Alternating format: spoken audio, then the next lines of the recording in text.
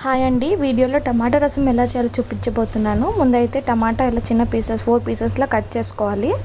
కొద్దిగా వాటర్, కొద్దిగా పసుపు, కొద్దిగా చింతపండు అండ్ ఆయిల్ వేసి బాగా ఇది స్టవ్ మీద పెట్టి బాగా మసలనియాలి.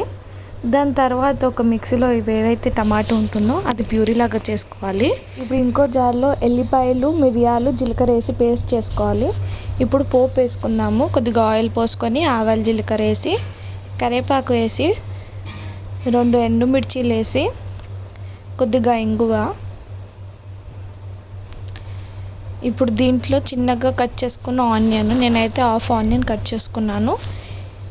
1/2 టేబుల్ స్పూన్ పసుపు వేసి ఒకసారి కలుపుకోండి, బాగా మిక్స్ చేయండి. ఇప్పుడు దీంట్లో నేను ఏదైతే మీకు చెప్పాను కదా, ఎల్లిపాయలు, మిరియాలు, జీలకర్ర పేస్ట్ చేసుకున్నాను, అది ఇప్పుడు దీంట్లో వేస్తున్నాను నేను. ఇది వేసిన వెంటనే మీకు స్మెల్కే ఆకలి వేస్తుంది, రసం తినబుద్ధి అవుతుంది, అంత బాగుంటుంది అన్నమాట ఫ్లేవర్ ఇది.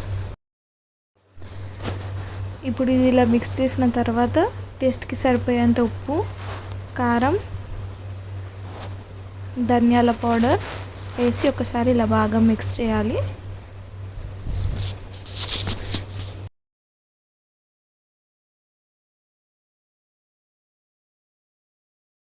ఇప్పుడు దీంట్లో మనం ఏదైతే టమాటా ప్యూరీలాగా చేసుకున్నామో అది దీంట్లో వేసి, కొద్దిగా వాటర్ వేసి,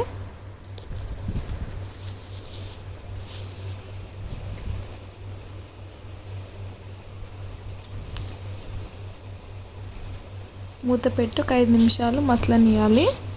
5 నిమిషాలు తర్వాత చూడండి ఎలా బాగా మసులుతుందో.